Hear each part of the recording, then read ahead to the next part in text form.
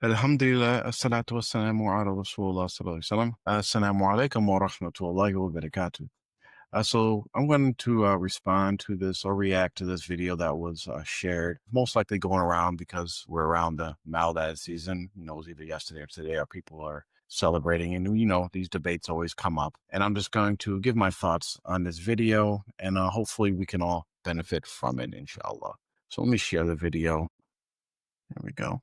I was very surprised when I was reached out to in regard. So just a little context for the video. You see Dr. Shadi there. So this is clearly, I'm going to assume a Sufi gathering where they're talking, and the video is entitled Understanding Bidda in the Hanafi School with Examples.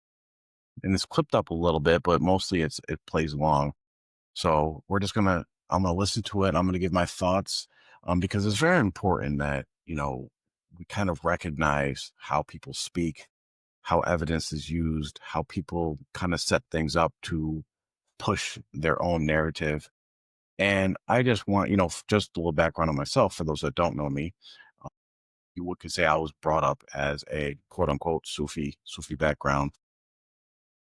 Used to celebrate the Maulad, used to argue for the Maulad and all that. And since learning more about innovation and worship and all these different things, I personally have decided that, I don't celebrate the Maulad. My family doesn't. And I also believe that it's wrong and it's an innovation to celebrate the Maulad.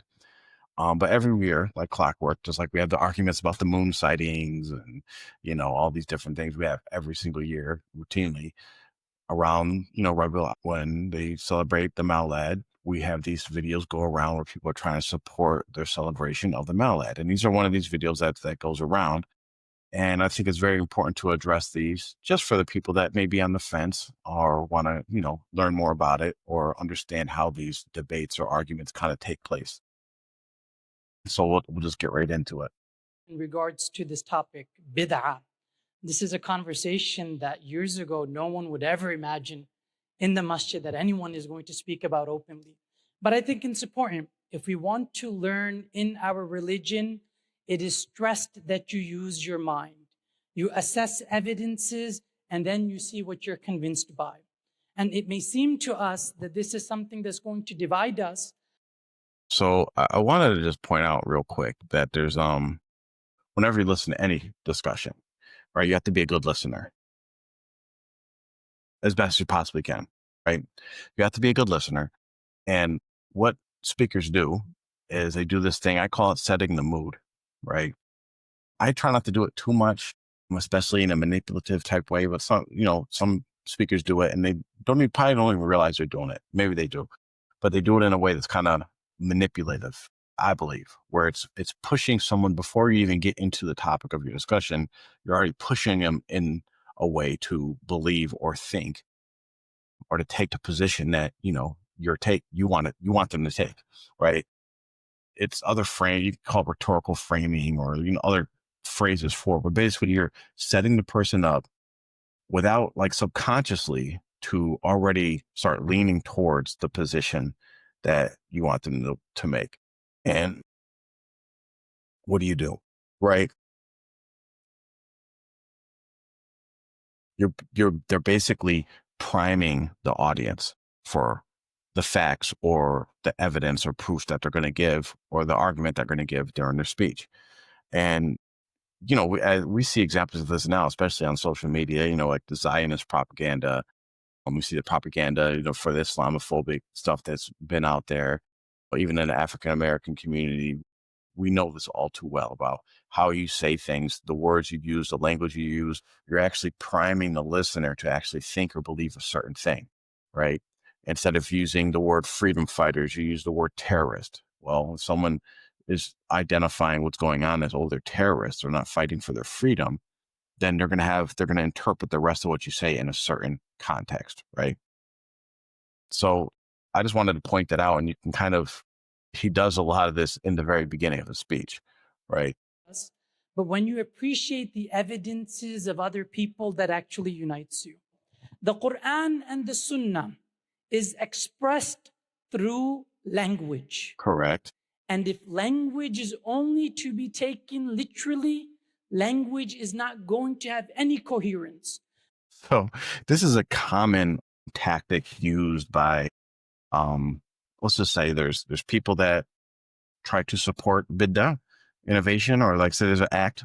Let's just talk about the Maulad, for instance. I don't know if they're talking specifically about the Maulad right now, but we'll use the Maulad because this is the time of year that this is what we're arguing. And this is what is usually sent in support of the Maulad, right? You'll have people on one side who will support the Maulad and they'll give their evidences and proofs and their argument. And there's people on the other side who don't support the Maulad or don't believe that you should do it. And it all centers around this idea of, is it innovation or not? Right. And a common position that the people that support celebrating the Maulad, they will always like have to give the proofs and evidences. A lot of their argument hinges on like, oh, you're just a literalist, right? They go into this, oh, you're a Salafi Wahhabi literalist, right? And it's a common claim that they make or accusation they make, and it's quite lazy, in my opinion. And that's what I can't read his mind, but that's what it appears like he's alluding to. Like, okay, yeah, they're just, whoever's against celebrating the Maulad or whoever's against my interpretation of what Bidda is, they're literalist, right? And he started off the conversation by saying, you got to use your mind. You're already putting the people down to like whatever your position you're going to present, right? I've already watched his video. So, but maybe you haven't, whatever position he's going to present on what Bidda is, he's already prepping you to think that if you're against that position, you're not using your mind, you're a literalist. And throughout the conversation, especially in the beginning, he says some of these negative connotation words that's basically implying that if you don't understand what I'm saying or agree with what I'm saying, then these negative phrases actually apply to you. There's not going to be any harmony in language. Islam is a religion for both those who are simple-minded, who are not academically inclined, and it is a religion for those who are more intellectual. But Islam, again, that's another subconscious or a slight dig, right? It's meant for the simple-minded, and it's meant for the intellectuals. So you got to think about where these phrases and where these terms are taking your mind before he actually even gets to what like the topic of this conversation is, right? Is not a simpleton religion. It's not a religion that denies complexity. And I don't want to get too nitpicky here, but he basically contradicts himself because he says Islam is a religion for the simple-minded and the intellectuals, then follows that right up and says Islam is not for the simple-minded, right? And I would argue, I think there is a strong argument to be made that Islam is majority meant for the simple-minded because the majority of people were simple-minded people, right? And that's kind of like the beauty of Islam, right? Where it's part of our fitra. You don't have to be an intellectual to understand Islam. You don't have to be an intellectual. You don't have to be this great scholar, like, okay, now I understand Islam, right? We look at other religions, like let's say, for instance, Christianity, where you start talking about the Trinity and stuff. Intellectuals can't understand it, but you have to be an intellectual to even kind of try to explain it to somebody, right? And that's why the common person, when they actually start thinking about those topics, like Trinity and all these different things, they actually go to the very simple understanding of Tawheed. So I would argue with him that Islam, I point out the slight contradiction, but I don't want to nitpick too much on his words, but that's how I am. And again, I have nothing against his brother, and I'm not trying to refute him or whatever. I just want to point this out for those who may be confused or may be drawn back on the fence and, all this. Because again, I don't believe you should be celebrating the Maulad. I believe that you should avoid all types of innovation to the best of your ability. But again, Islam is for the common people. And if you want to call the common people simple-minded, then you could say Islam is for the simple-minded. All right. And that's why we do have scholars that also teach the religion and all this. But the majority of people in the world are going to be common people. They're going to be laymen. They're going to be simple-minded. And Islam is for them as well. Complexity. It's not a religion that's only superficial. Islam is again, another dig. Superficial. If you have a literal, simple understanding of Islam, then you're superficial. Islam is a religion that accepts that there are complexities in language. There are complexities in context, in custom. This is why there are differences of opinion. In the Quran and the Sunnah is expressed through language, and language has complexity. The Hanafi scholars, when they treat the Quran and the Sunnah, just real quick for anybody who's sending us to ask support for the Maulad, and you say the Hanafi scholars, you have to go back and ask yourself, did Imam Abu Hanifa, did he celebrate the Maulad? And you'll find that the answer is no. You can go to the next question and say, did any of the four Imams celebrate the Maulad? And the answer would be no. And then you can even go another question and say, did the four Imams have different understandings of Bidda? And for the majority part, you will actually see that they actually didn't really have a different understanding of innovation. So talking about Hanafi scholars, okay, whatever. they take it very seriously. How do they take it seriously? They categorize those verses and ahadith that are general in their wording. All right, so now he's starting to get into the meat and potatoes, but I wanted to present one thing before we actually listen to the rest of what he's saying. You know, I talked about him setting up that rhetorical framework or setting the mood or giving you an understanding that's kind of leading you as a listener to a certain path that he wants you to follow down. So I'm going to do the same, right? While we go through the rest of this video, the thing I want you to think about is this one hadith. And it's a very well-known hadith. It's in Sahih Bukhari, it's in Sahih Muslim, it's in Imam Nawawi's 40 hadith. And when you hear it, you're going to recognize it. But I really want you to think about this when you get to, just while you're listening to this video. So Rasulullah sallallahu alaihi wasallam said, what is lawful is clear, and what is unlawful is clear. So the halal and the haram is clear. And between the two of them are doubtful matters, which many people do not know.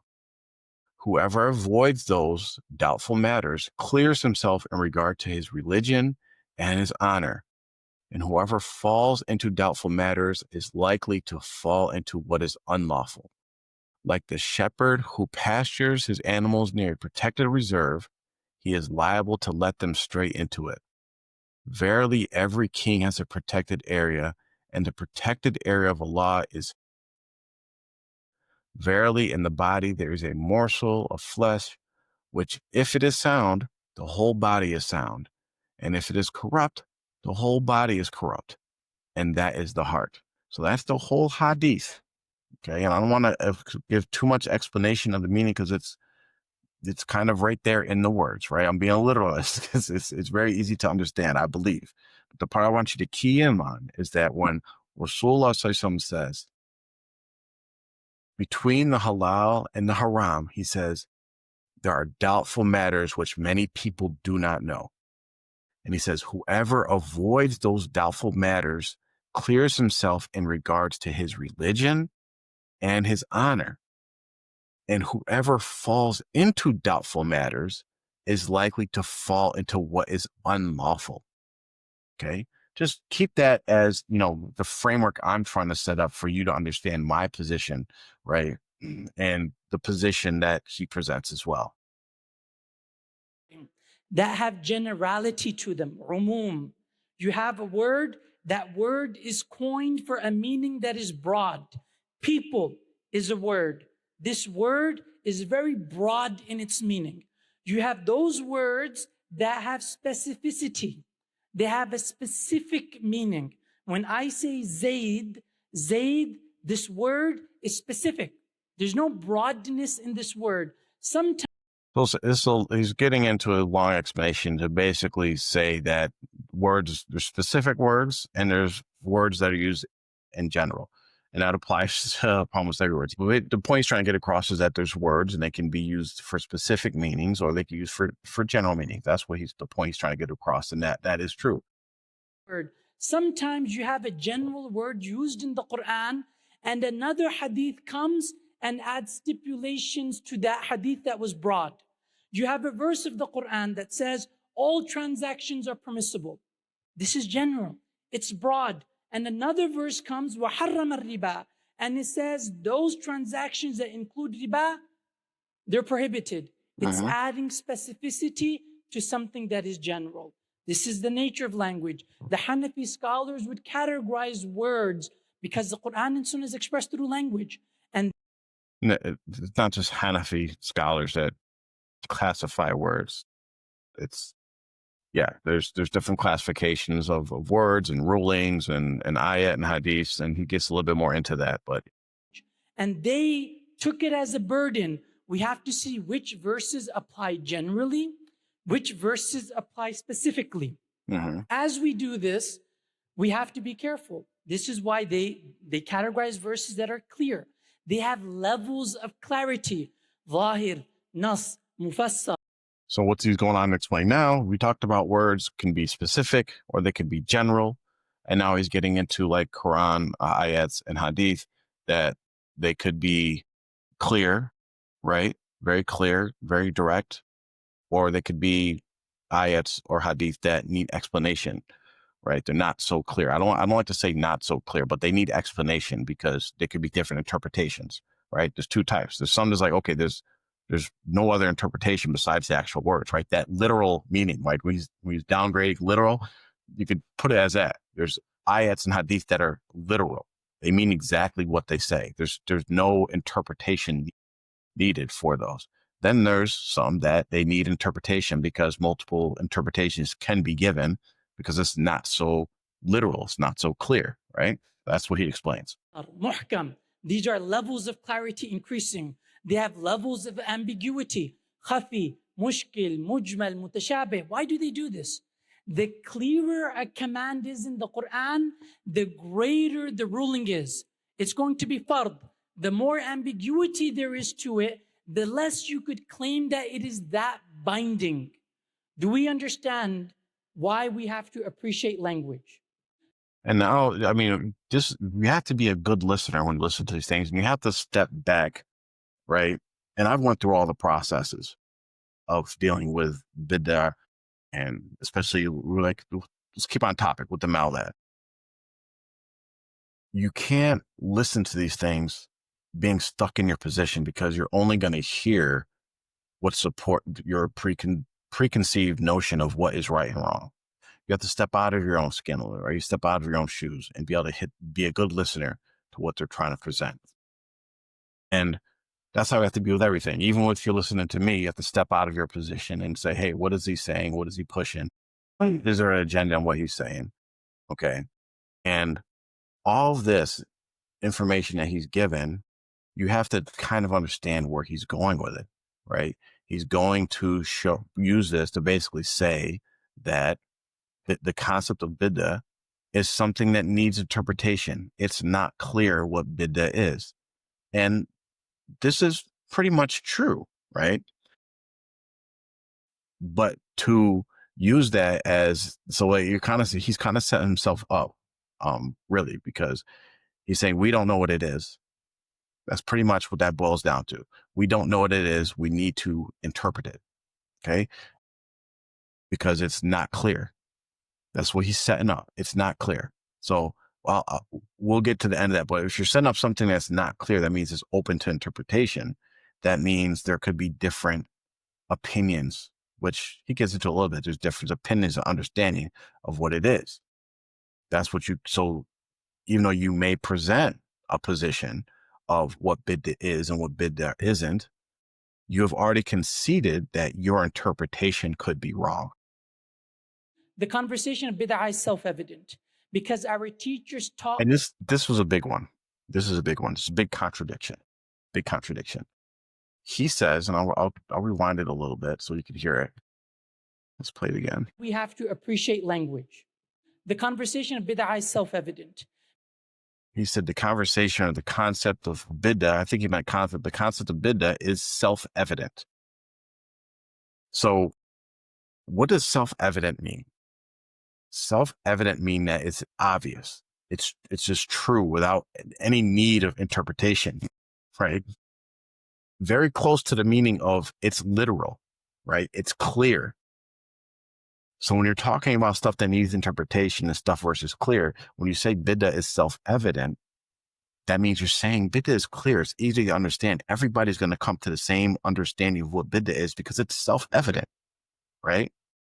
As long as you understand the meaning of the words. So if you understand the meaning of the words, then it becomes self-evident.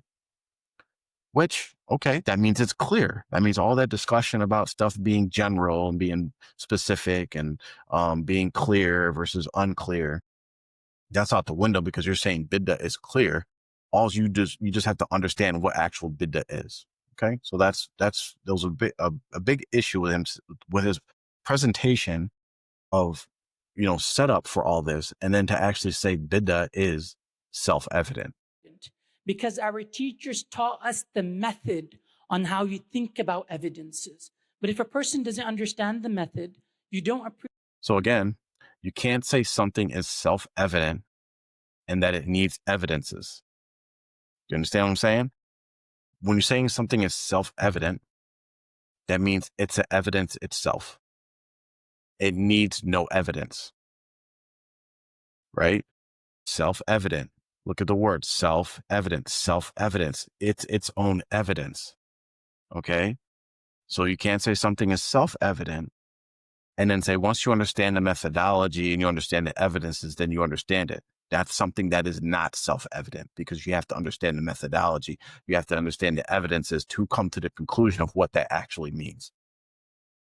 You don't appreciate language and you treat the Quran and the Sunnah as something any layperson can access. Of course, you're not going to understand. Again, here's more digs at people that don't agree with his interpretation or understanding of what Bidda is, right? It's just another dig. And then the audience, if you're not careful, if you're not paying attention to what he's doing with these words, he's basically getting you to think a certain way because what? You're in the audience, you're listening. If you're not thinking right, if you're not being a good listener, of course, the people that are listening are going to think like, no, I don't want to be a simpleton. I don't want to be superficial. I don't want to be a literalist. I don't want to treat the religion like this and that, like anybody can just interpret every Quran and Hadith. I don't want to be that person.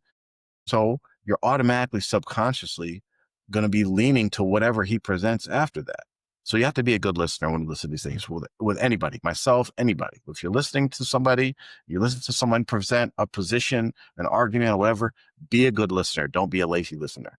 Understand this. Of course, you're going to struggle with this, struggle with any difference of opinion that comes your way. For those people who don't study, follow qualified scholarship. Scholarship that for generations the beloved messengers reported to have said, Sallallahu Alaihi Wasallam, certainly Allah will not unite my ummah upon misguidance. This is for the people that are using this for support of the Maulad. Or so say some said, Allah will not unite my community on misguidance. And is the community united on the Maulad? No, it is not. So that's evidence actually against you. And again, I don't know what this context of them talking about innovation came up in, but this is being sent around as support for the Maulad. So this is how we're addressing it. These scholars, the ummah has mass consensus over their scholarship. Now to get to the word bid'ah. Now, as far as mass consensus, plenty of videos you could see out there about like when we look at our great scholars throughout history and see which ones of them actually celebrated the Maulad, and you'll see that none of them did. So again, mass consensus, the celebration of the Maulad is something that was new. That was something that was brought into Islamic practice. After it was brought into Islamic practice, there may have been people that are considered scholarly or people take as scholars that may have supported it. But if you go back to the majority of Islamic history, yeah, we didn't celebrate the Maulad. And again, the community, the Islamic Ummah, has not been united on celebrating the Maulad. So the word bid'ah is used. So finally, we're getting into actual word Bidda. All that we've been 4 minutes, and we're just now getting into the actual definition of the word Bidda. Maybe actually he doesn't actually define it, but we'll still. The Quran, the word bid'ah is used in the Sunnah. Allah says, "Badi'us samawati wal ard," describing Himself. Allah is the creator, the originator of the heavens and the earth. One of Allah's attributes Allah says to originate from nothing, right? What Bidda, right? Again, the people that know Arabic better than me, but the law's attribute to originate, it's like more to originate from nothing, right? Allah is the originator. He can create from nothing. Okay?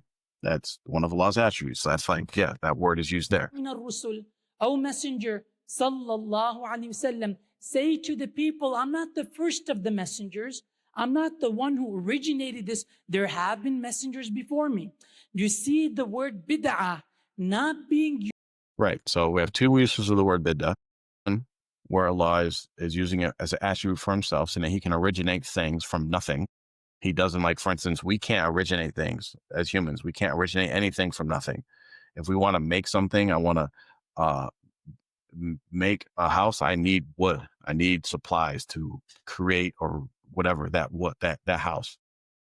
Allah could just say originate a house from nothing. Doesn't need any supplies. Okay, so that's Allah's attribute. So it's used there. Then it's also used where Rasul Sallallahu is saying, I didn't commit bidda by becoming a messenger. I didn't originate this. I didn't start this new practice. I'm not the first to do this. Right. So he's disassociating himself from innovation.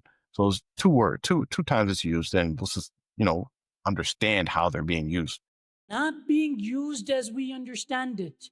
Something contrary to the Sunnah. And this is where, he kind of takes you off track, because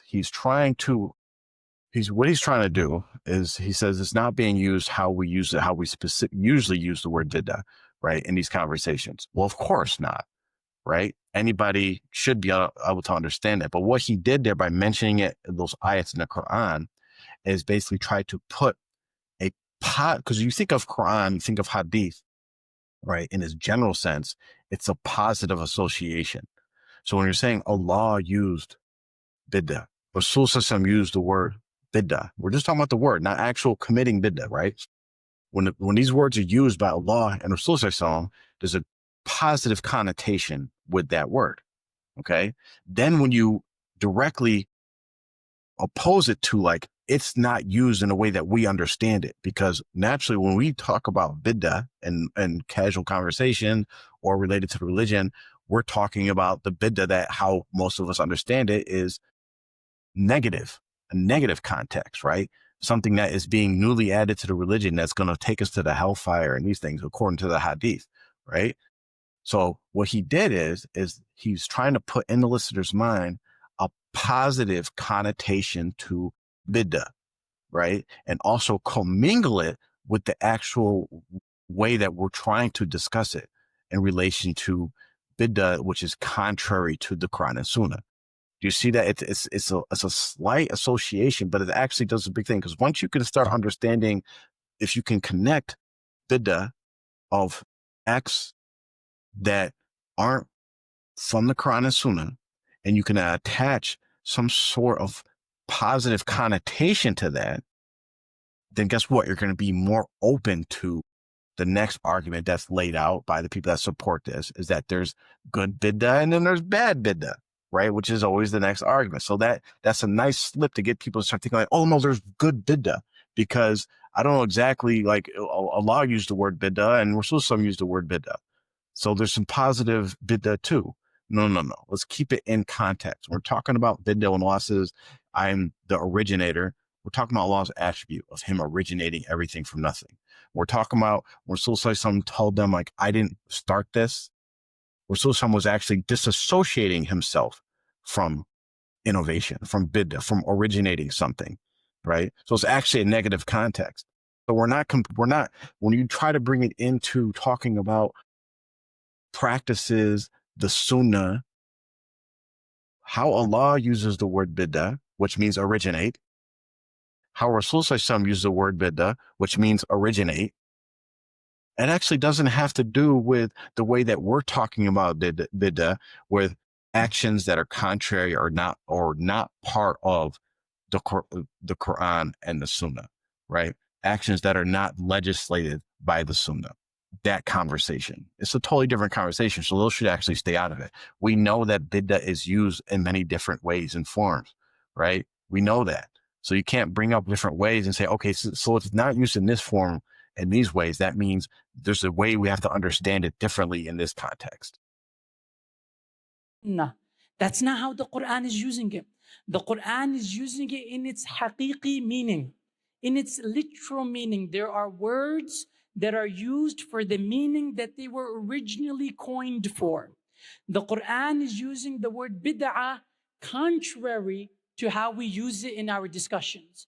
So this means the word bid'ah has multiple applications. How do we determine when we read the word bid'ah in the Quran? Okay, so that's the main point, which is good. But again, we could have just said bidda has multiple meanings depending on how and when it's used. That's the main point. All that other stuff is actually kind of unnecessary, but whatever, let them live. Let's go. In the Quran and the Sunnah, which one is being meant?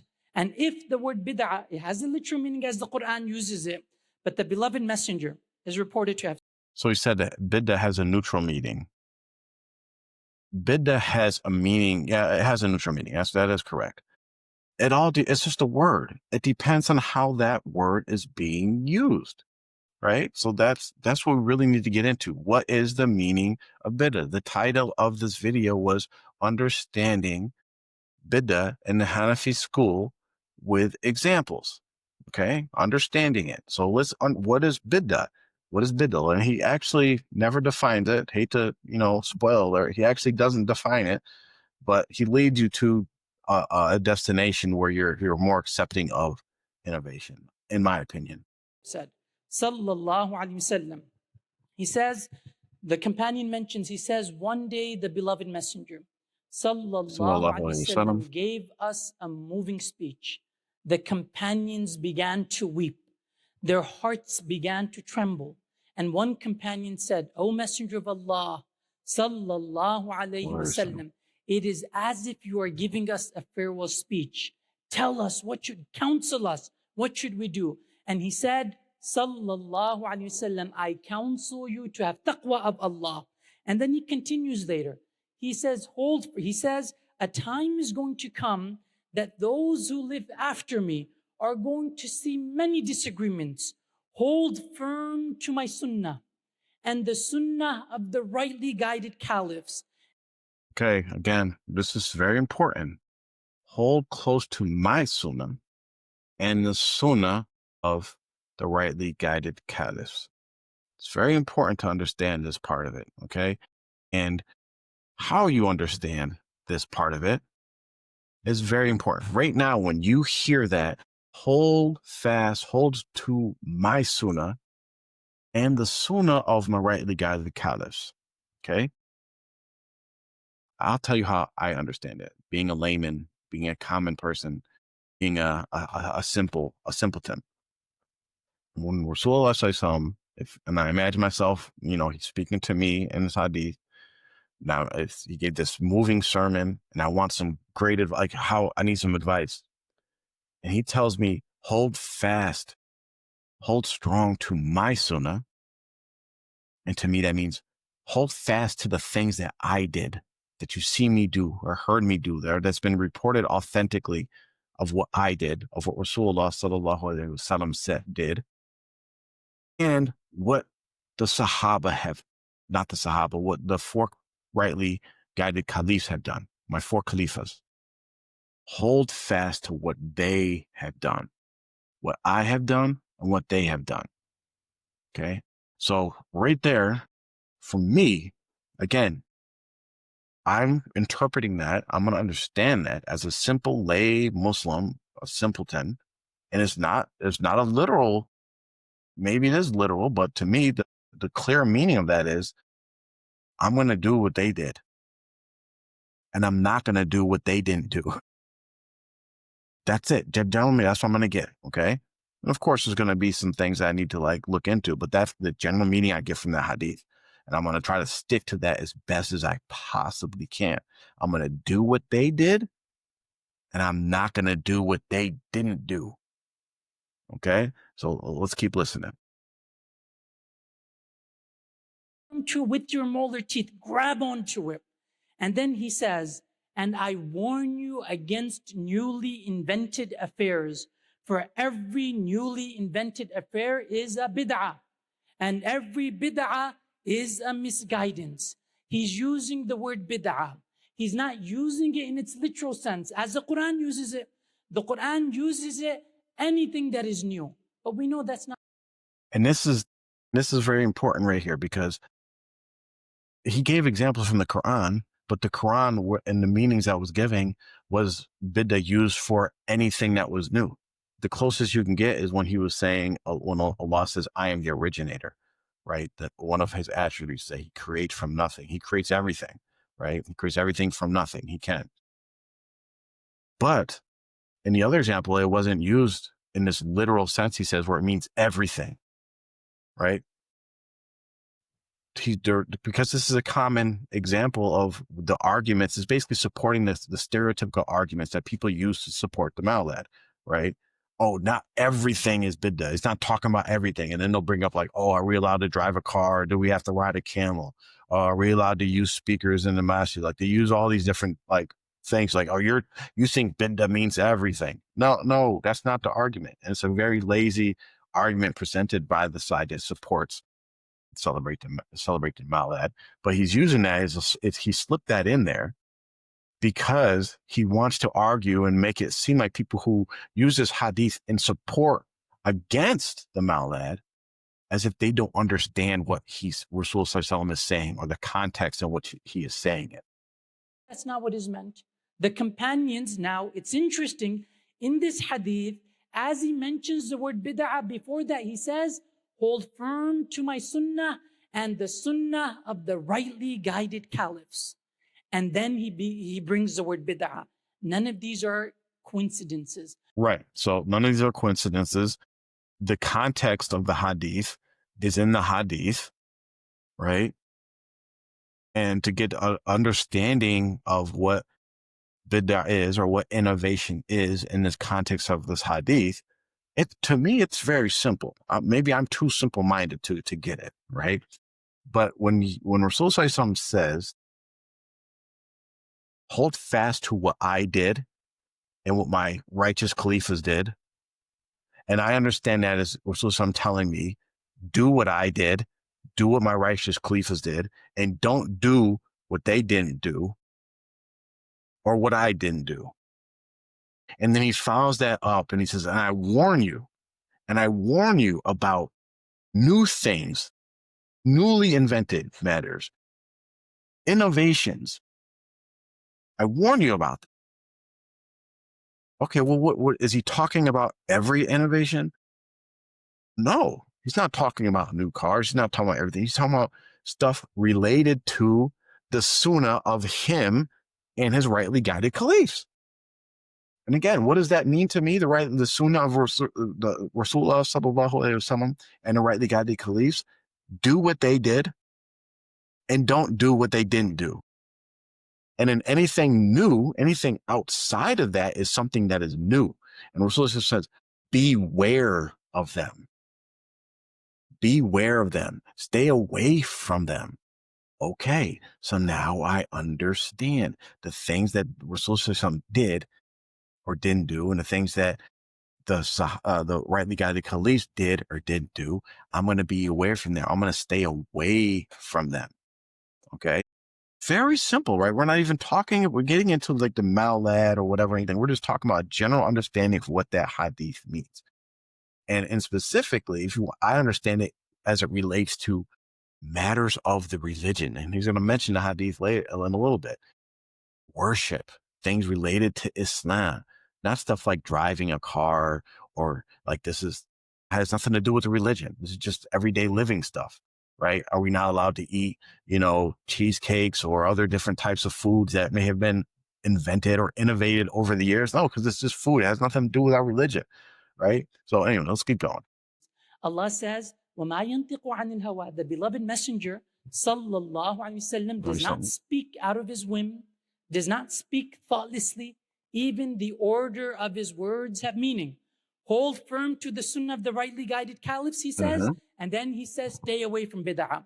There's another hadith, he says, sallallahu alaihi wasallam. So again, what he's failing to do, all the talk about you have to understand words, their meanings, their context to really understand, right? Otherwise, you're a simpleton, you're a literalist, you're superficial. What I would have expected was for him, after he mentioned the word bid'ah in the realms that we're actually talking about, right?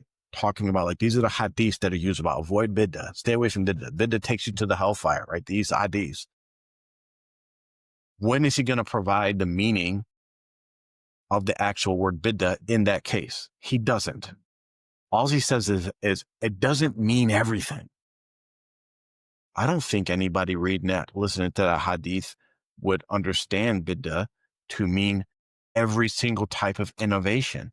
Okay, so you told us it doesn't mean that, which I think most people that are having these conversations understand that in that context, in that hadith, the word bidda doesn't mean all innovation. But what does it mean in that hadith?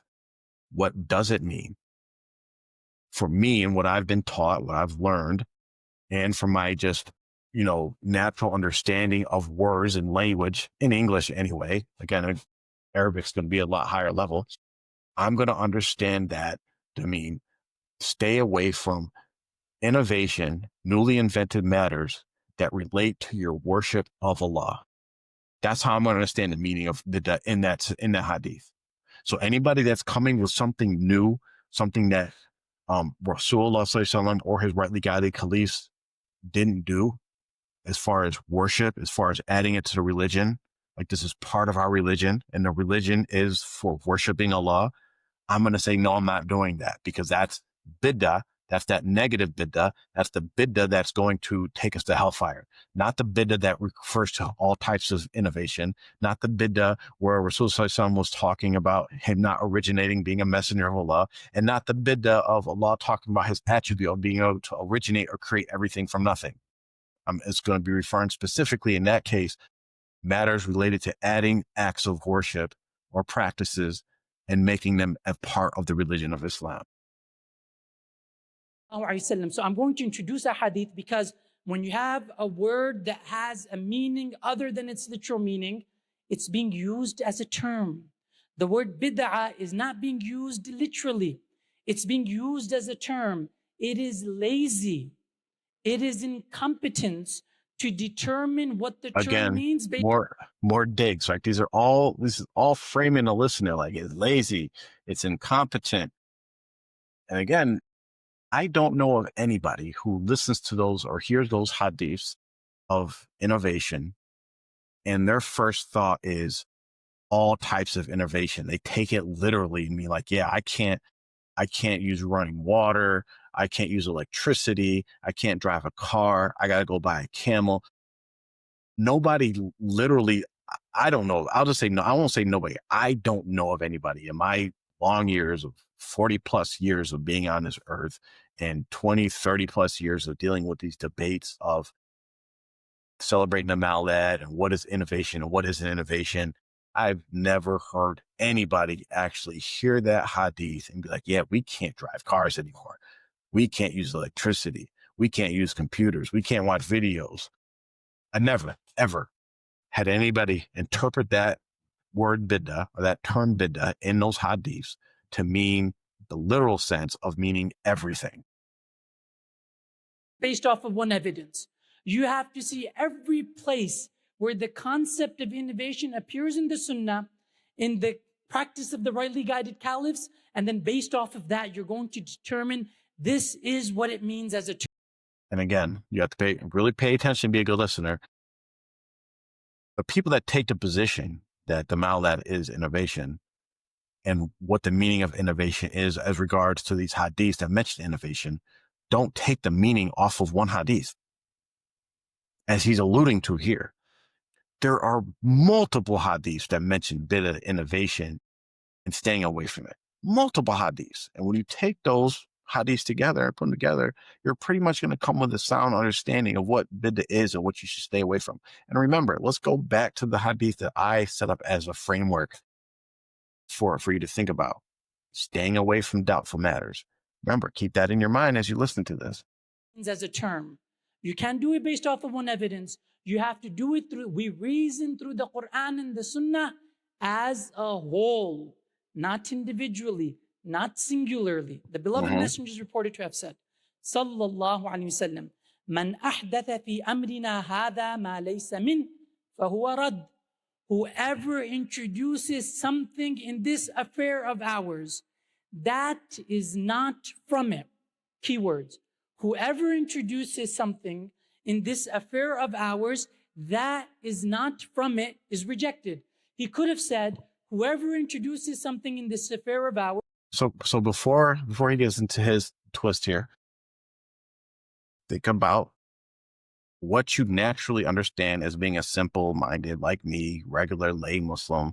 When Rasulullah says, when someone introduces something into this affair of ours, then it's rejected, right? First thing, like, what is he talking about, this affair? I would assume most people would think, well, he's talking about Islam. He's talking about the religion, right? He's not talking about the affair of wrestling. He's not talking about the affair of how to ride horseback.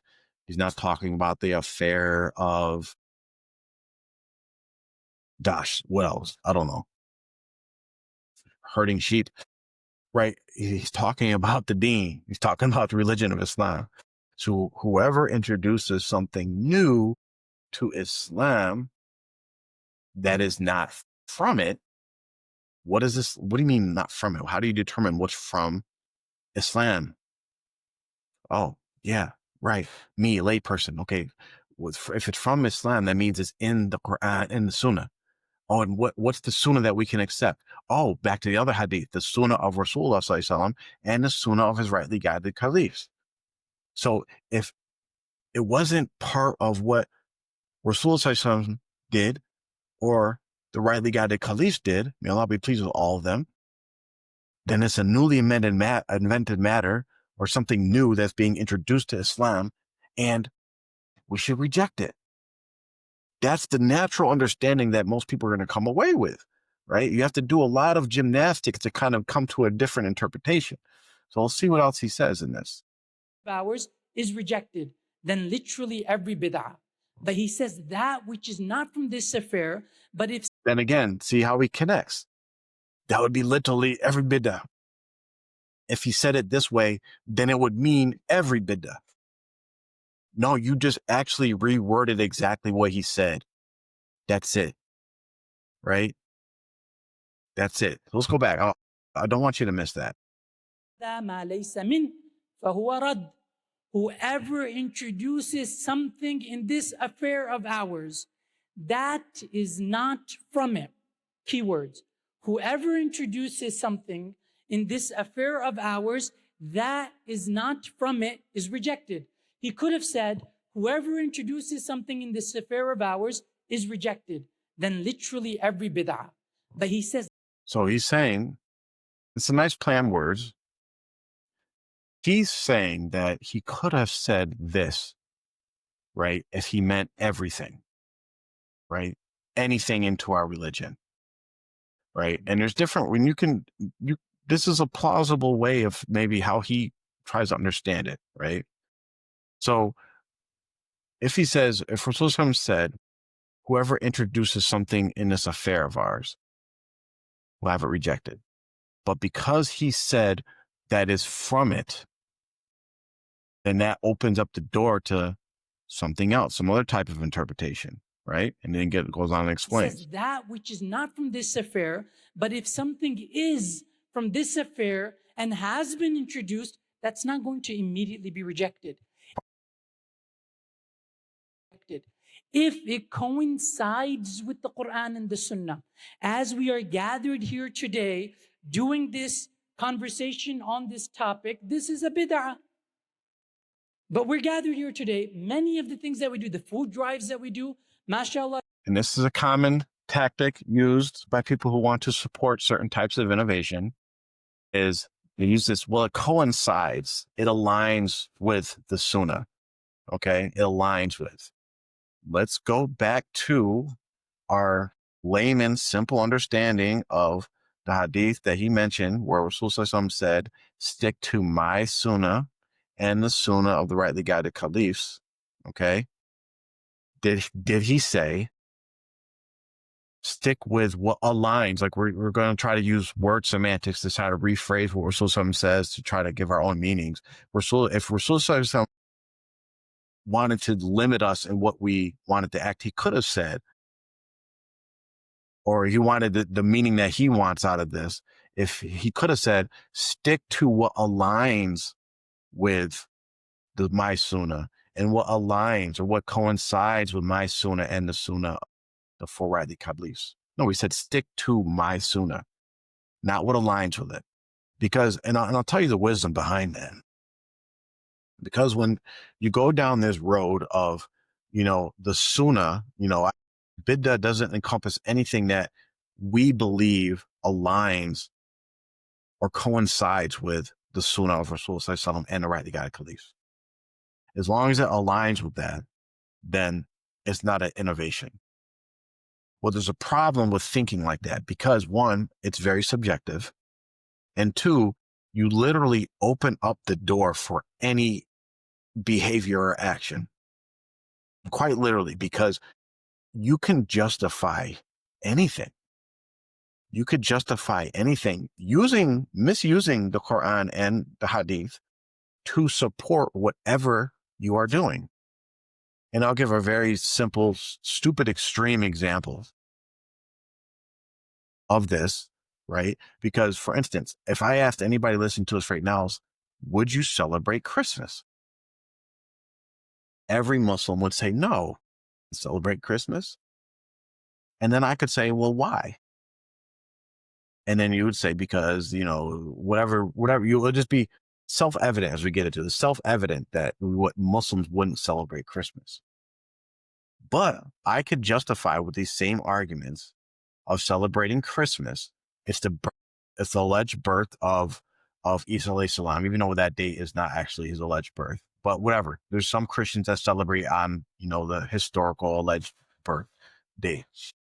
If I celebrate with them, is that cool? Because the same argument to celebrate the birthday of Prophet Muhammad's birthday is the same argument you can use to celebrate Isa alayhi salam's birthday. And you'd be celebrating Christmas right with the Christians, right? And then even on Christmas Day, right? Not even on the day that he was really born. And you say, well, how could you do that? Well, all the same arguments you use to celebrate the Maulad are the same arguments for actually just celebrating and doing the same thing on the day that Isa alayhi salam was born. And then you say, well, if he wasn't born on Christmas Day, December 25th, why would you celebrate on that day? Well, because we could give dawah on that day, and giving dawah aligns with the Quran and the Sunnah, right? It aligns with the Sunnah of Rasulullah because he gave dawah, right? And all types of different justifications. You could bring up Quran Hadith and like connect it. You can make the bridge. And that's the danger of opening up this door with like anything that aligns with it. No, it has to be from it. It has to be from it. There's a difference from something being from something and something aligning with it. For example, right?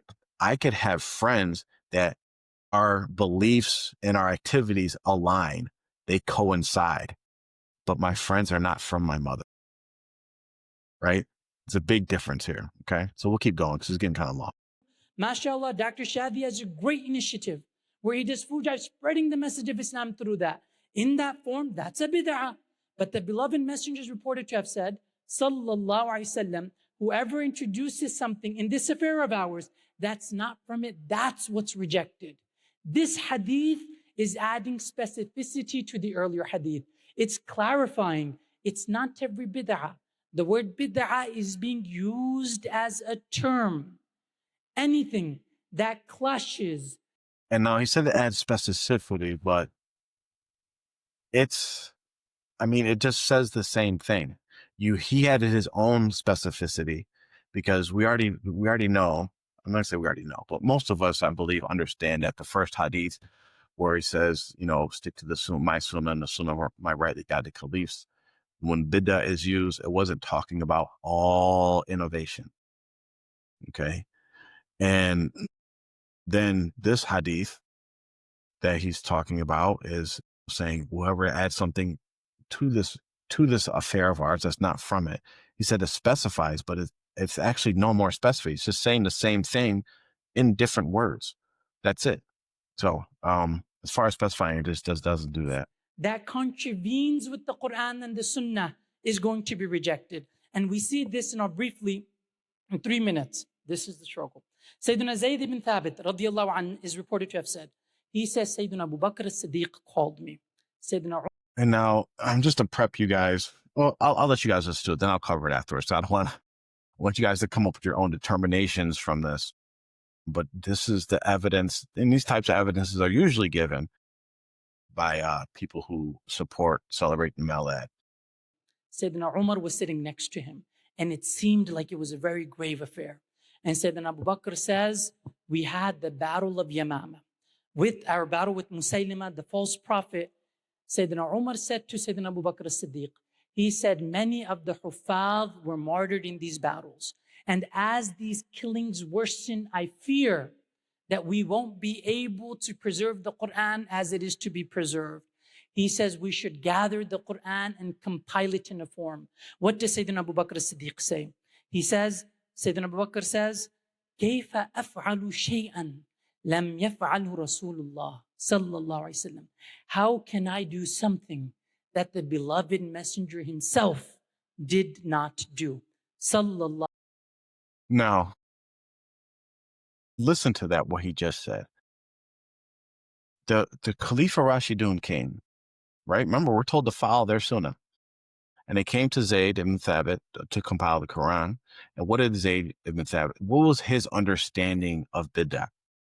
What was his understanding of innovation? What was his understanding of the Sunnah? And he says it. And Sayyidina Umar kept on at it, and Sayyidina Abu Bakr as-Siddiq says, it opened my heart. He invited Sayyidina Zayd and he told him, we want to assign you to compile the Quran. And Sayyidina Zayd says, it would be far easier for you to tell me to move a mountain than it is for you to tell me to do something that the beloved messenger did not do. Sallallahu Alaihi Wasallam. And now, do you hear the positions of the Sahaba when something new comes to them related to the religion, even close to religion? He says, it's easier for you to tell me to move a mountain than convince me to do something that Rasulullah ﷺ didn't do. For the people that celebrate the Maulad, was it easier to move a mountain than it was to convince you to celebrate it? And he responds, Sayyidina Zayd says, eventually Allah opened my heart to how he opened the heart of Sayyidina Abu Bakr and Sayyidina Umar. Sayyidina Umar comes into the masjid during his caliphate. And remember, Sayyidina Umar for the people after him. He comes to the masjid, sees people praying Salatul Taraweeh scattered, and he says, let's gather them all together. And he says, ni'matil bid'atu hadihi. What a beautiful innovation this is. You think he's using that word thoughtlessly? Does he not know that this word also means something that clashes with the Quran and the Sunnah? This tells us, Sayyidina Umar's word tells us, there are those things that are introduced that are harmonious with the Quran and the Sunnah. Introduced, yes. Innovated, yes. But it's good. Sayyidina. And that's a very, if you want to interpret that way, but like again, we're using the words, we're going back to the words and their meanings, and we have to look at the context of the way that Umar was using that word, Bidda, right? And the meaning of Bidda in that context, and not go back and then try to reinterpret the meaning of the word, the other context and the other ways that it was used, right? So if you want to use that one hadith by Umar, right, of him talking about Tarawih, talking about something that was done by Rasul Sallallahu Alaihi Wasallam already, a sunnah of Rasul Sallallahu Alaihi Wasallam, of gathering people together and praying Tarawih, then I think that's a very bad interpretation, right? And you'd have to take another step further and say that, okay, this is Umar, radiallahu anh, teaching us how to do good bid'ah. And for that to apply, you have to make the jump and say that Tarawih was new and gathering people together to make Tarawih was new. And we know that's not a fact because Rasul Sallallahu Alaihi Wasallam made Tarawih and he made Tarawih with other people. So to say that this is now an example of good innovation, of introducing something new that coincides or aligns with the Sunnah, that's a fail to me. Because again, we know that Rasul Sallallahu made Tarawih. We know that Rasul Sallallahu made Tarawih and gathered people together, made Tarawih together. So it's not something new. It's not something that's like, as you say, being introduced that coincides. It's something that's being reintroduced, brought back up again. Sunnah that is reviving a practice that was already a sunnah of Rasul Sallallahu Alaihi Wasallam. And also, going back to the very first hadith, what did Rasul Sallallahu Alaihi Wasallam say? The sunnah, my sunnah, and the sunnah of my rightly guided caliphs. So whatever Umar did, whatever Uthman did, whatever Ali did, whatever Abu Bakr did, whatever all four caliphs did, Bakr, Umar, Uthman, and Ali, may Allah be pleased with all of them, whatever they did or didn't do, we're already going to do or not do what they did or didn't do. Because that Rasul told us to cling to their sunnah as well. So hypothetically, if you want to say, okay, one of the four caliphs introduced something new, are you using that example as, okay, since they introduced something new, now I can introduce something new just like them? Are you following that sunnah, or are you following the sunnah of what they actually did? And here's where the big misunderstanding is, or else I'll say, here's where the differences of understanding is, because the people that support this idea of the Maulad or introducing stuff that's new, right? New practices, new worships, new different things in the religion, they have to go back to the understanding of, if they could find anything that the four caliphs did or the Sahaba did that they can't find that Rasul Sallallahu Alaihi Wasallam did, then they use that as an example, say, okay, they innovated, so I can innovate as well, right? They did good innovation, so I can do good innovation as well. Whereas people like myself who take it as, okay, I'm not going to take it as an innovation, but I'm going to limit myself and protect myself, right, from delving into blameworthy innovation, because I am not the Sahaba. I am not definitely not the four rightly caliphs, right, that has the understanding of Islam and the Sunnah of Rasul Sallallahu Alaihi Wasallam, what he would permit and what he wouldn't permit. Nobody has a better understanding than them. I'm not them. I'm not from the Salaf. I'm not from the first three generations. So I'm going to limit my understanding of what the Sunnah is or what they did and do the actual actions that they did, and not open up the doors like, okay, well, if they did what I'm going to interpret as a good innovation, then I'm going to imitate their actions of doing good innovations. And again, when that door is open, you literally can introduce anything into the religion, because now you just gave yourself leeway that if you or others feel that this new act that you're bringing to the religion coincides or aligns with the Sunnah some way and just doesn't outright contradict it, then it's a good innovation and we can do it. And you could only imagine where our religion would be if that door was open. And I hope that people that are listening to this can understand that that door should not be open. And especially for anybody to just say, who went back, oh, anybody could just interpret, and like, whoever thinks that Islam is more complex.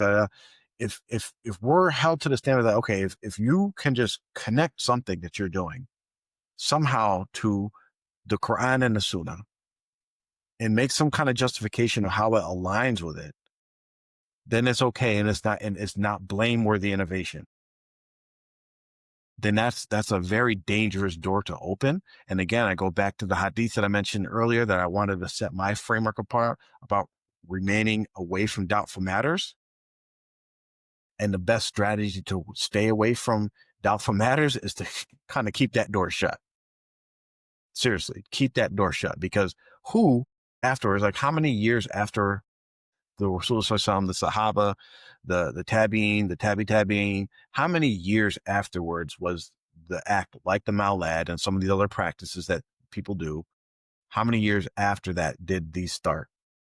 And you're going to trust these people if you want to claim that they're scholars or, walis or whatever you want to claim of these people that started these practices or that approve of these practices.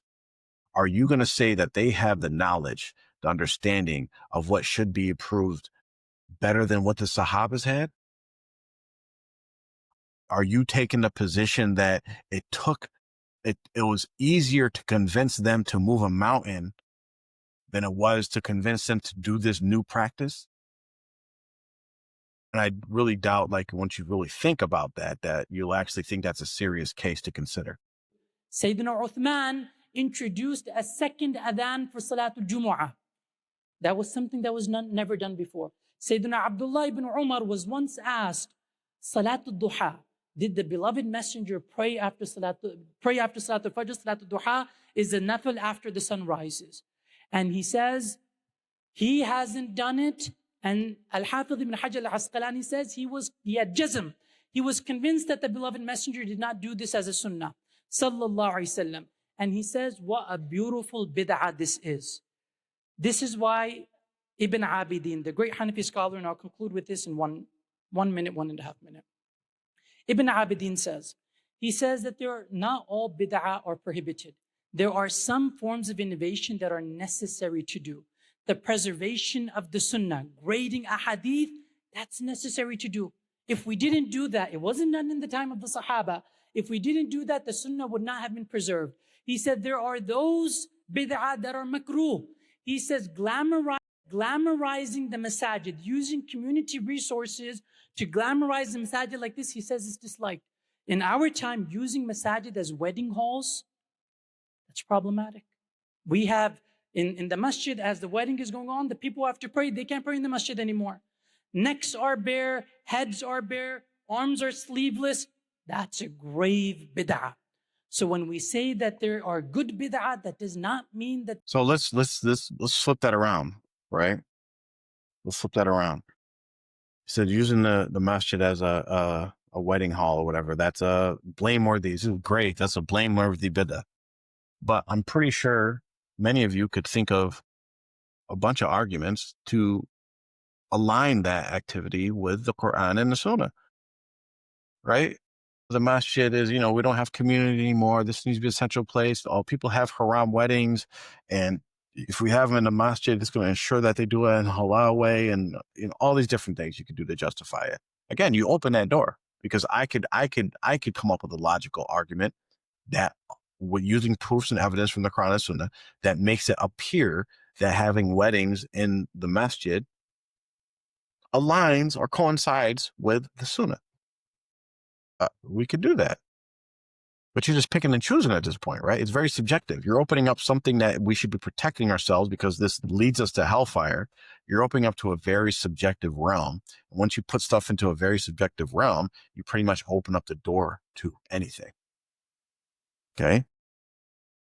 And that's the danger of it. And then these arguments all go the same way. It's the same thing. And the bottom line is that people are either going to have a precautionary, like a risk adverse view of the deen.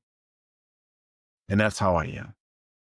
And I believe that's how Rasul Sallallahu and Sahabas were with regards to religion and following the advice of Rasul Sallallahu about be aware of this, be afraid of this, right? Stay away from doubtful matters, right? It'll be easier for you to convince me to move a mountain than to do something that Rasul Sallallahu didn't do, or his rightly caliphs didn't do, or the Sahabas didn't do, right? It's going to take it that, Allah's going to have to open up my heart to it.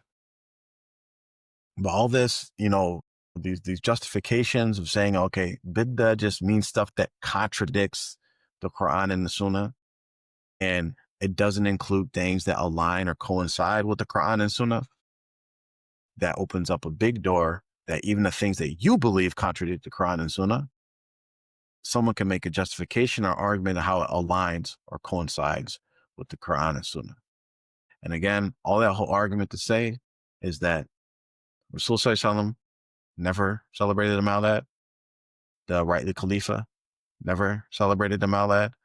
The Sahabas never did. The Tabi'in never did. The Tabi'in never did. And as this video alludes to, like Bidda in the Hanafi, according to the Hanafi perspective, Abu Hanifa never celebrated a Maulad. None of the four Imams celebrated Maulad. The Maulad is a practice that was started by Shiites, a deviant sect. If you're Sunni Muslim, they're a deviant sect of Islam. They have their beliefs, and it was entered into the Sunni realms of Islam by someone trying to copy Christians and Shiites and compete with that. So, that's pretty much the argument. But, people are going to take their positions, and it's important as Muslims, no matter what side you're on, that you look at things objectively, you look at proofs and evidences. And when people send you these videos as support for what they do want to do or what they don't want to do or what they're against, be a good, active listener. Listen to the ways that they're trying to push you in a certain direction, as far as, whether it's negative connotations on thinking certain ways. But I'll tell you right now, if you have a position that you should not be celebrating the Maulad, or that you're very wary or you're very risk adverse in regards to newly invented matters, you're on the safe side. And it doesn't mean that you're a simpleton. It doesn't mean that you're superficial. It doesn't mean that you're not intellectual, right? So don't be gaslit into thinking that way, right? Protect your religion, fear Allah, as Rasul said, and stay away from things that are introduced to this matter of ours, to this religion of Islam, and reject them. It would be my advice. And you're safer and going to be more protected and protecting your religion and your honor if you stay away from doubtful matters. And I'll close with that. Assalamu alaikum wa rahmatullahi wa barakatuh.